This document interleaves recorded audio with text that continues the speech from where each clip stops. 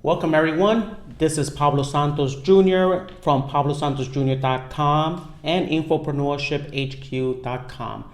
Today we're going to be discussing content and content writing.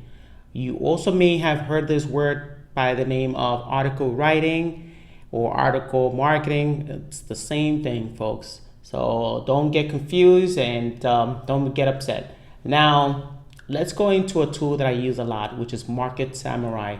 I use Market Samurai to research niches, niche sites, and this is really good. So make sure that if you can, go ahead and get one. It's a reasonable price. I assure you that over the time period, you are gonna get its value, because not only will you get its value in content, so find content ideas whenever you're stuck, but you also, if you want to open up a new website and you want to see what the market is and how you can compete with the keyword or to see your competition, this tool is going to help you. But for today, let's discuss finding content in order for you to be able to be successful. Remember that when you use this tool, I don't want you guys to go ahead and use this tool and just copyright people's articles and hard work. This is for the purpose of just getting information and references. We all used to do it back in high school and college, so we don't need to go into a website and copy and paste. It's really low quality and people really don't appreciate it. So now let's go to articles. Now, I like to click on Ezine, Article City, Go Articles, Wikipedia, Constant Content, Blogs, Pictures and videos, not so much. I suggest that if you're going to have a video on your website, let it be of you discussing the topic or of you showing the promotion or doing a product review. Flickr images, that can be good as well. Visual SEO is an important part of your SEO strategy. So I suggest that if you like to show a visual of whatever story or product that you are selling or want to convey to people, then you use images as part of your research as well. So, but for me and for content writing, I am going to click on articles, blogs, and news and miscellaneous. So here we go. I've clicked on it and I'm going to click on find content.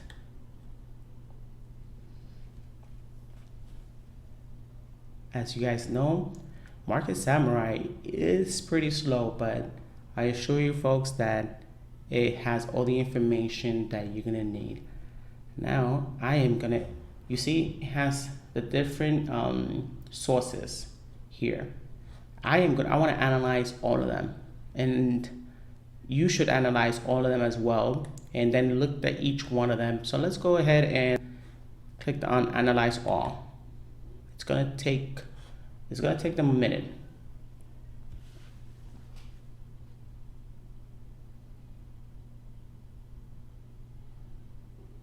Okay, folks.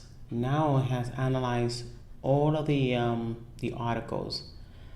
I have decided to look at the first. I always look at this first part here.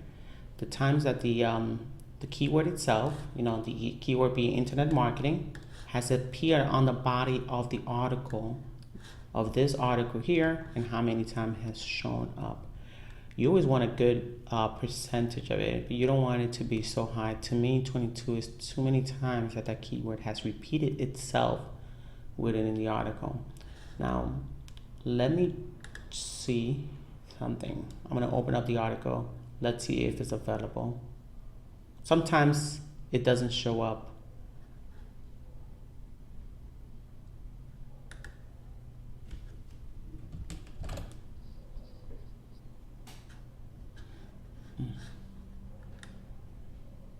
Okay. Internet marketing, internet marketing, internet marketing.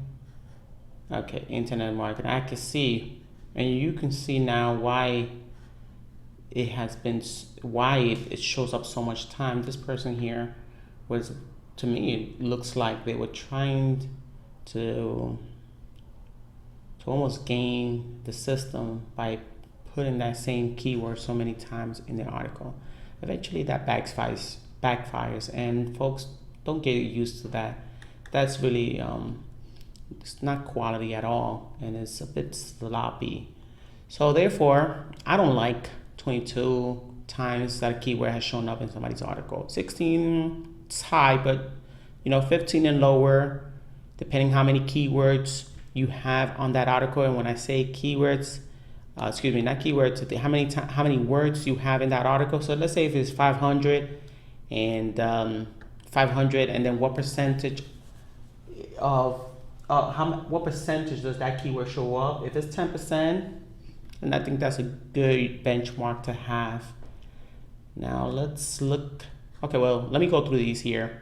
Here is the number of times the keyword appears in the body of the article.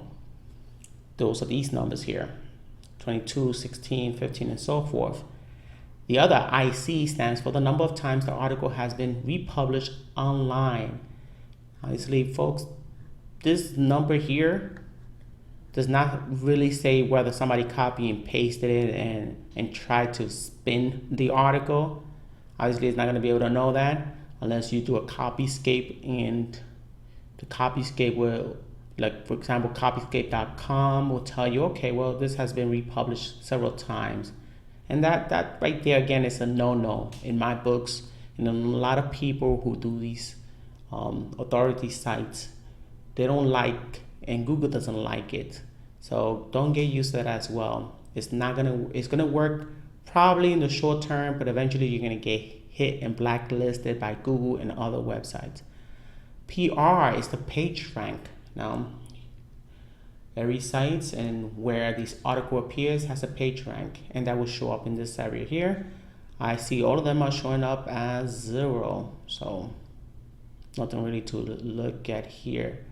Now, see folks, remember when I said that the times that people have republished this site, you see here, this article, you notice that it says 0, 0, 0, and eventually this one, 1,640. My God, folks, that is too much.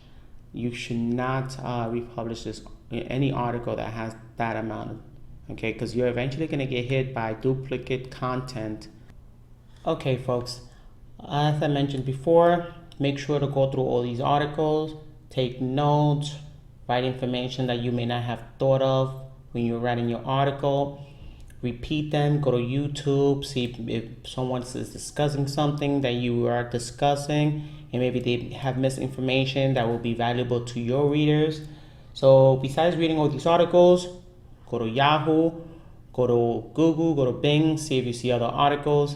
Then go ahead and start writing your content and your article and be successful, folks. It's important that your website has great content. I can't repeat it so many times, but it is very, very important. So thank you for joining me, and until the next video, goodbye.